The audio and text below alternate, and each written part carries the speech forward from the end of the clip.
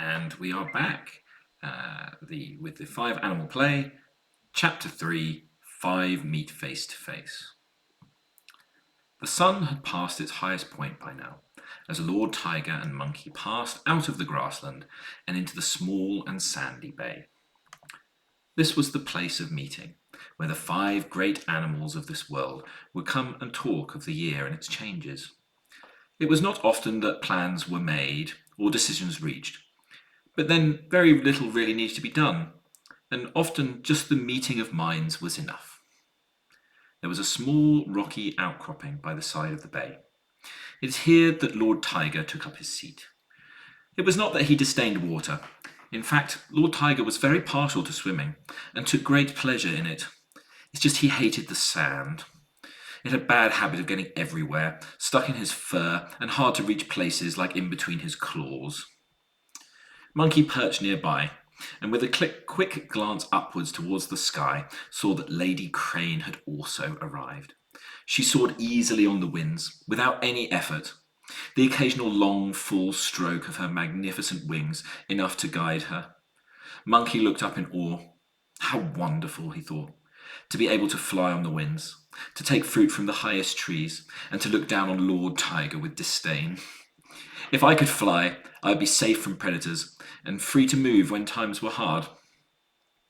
Monkey all of a sudden had a strange image of trying to build wings out of leaves and dancing around flapping madly. So he put those thoughts out of his mind for now. Lady Crane eventually drifted down at her own pleasure.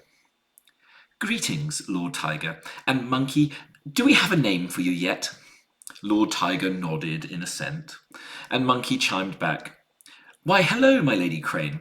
Why, as of yet, I am undecided.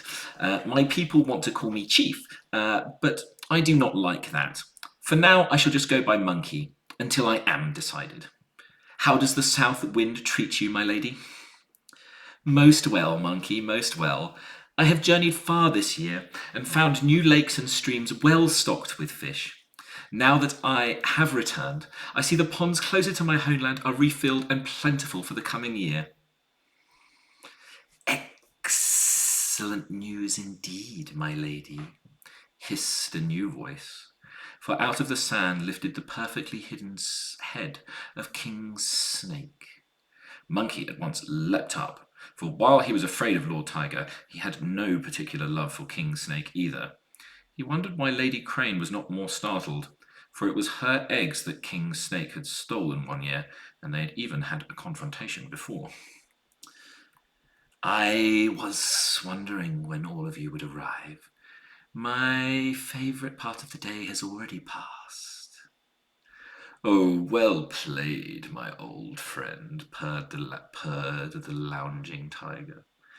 In the tall grass I may be stealthy and cunning, but you, as ever, remain the master of disguise.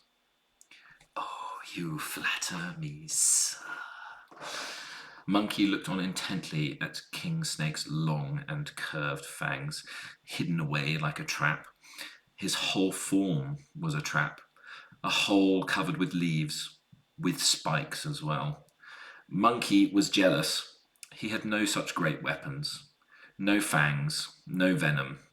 He had teeth, but they were not the sharpest. He could climb, but not the best. He was slow compared to a squirrel or a gecko. All he had was his sharp wit. Now it was dawned on him that this was the same with all the other animals gathered. Crane's wings, her long and powerful armoured legs, her sharp bill. Tiger, well, he was the strongest and most powerful predator of them all. Claws and jaws, yes, but he didn't even really need to use them. One pounce was all it took. One bone-crushing, spine-breaking pounce. He had seen it once. He still shuddered at the thought. What was he compared to they? Dinner? King Snake's long tongue flickered back and forth, tasting the air, reading the wings. At last she has come to join us.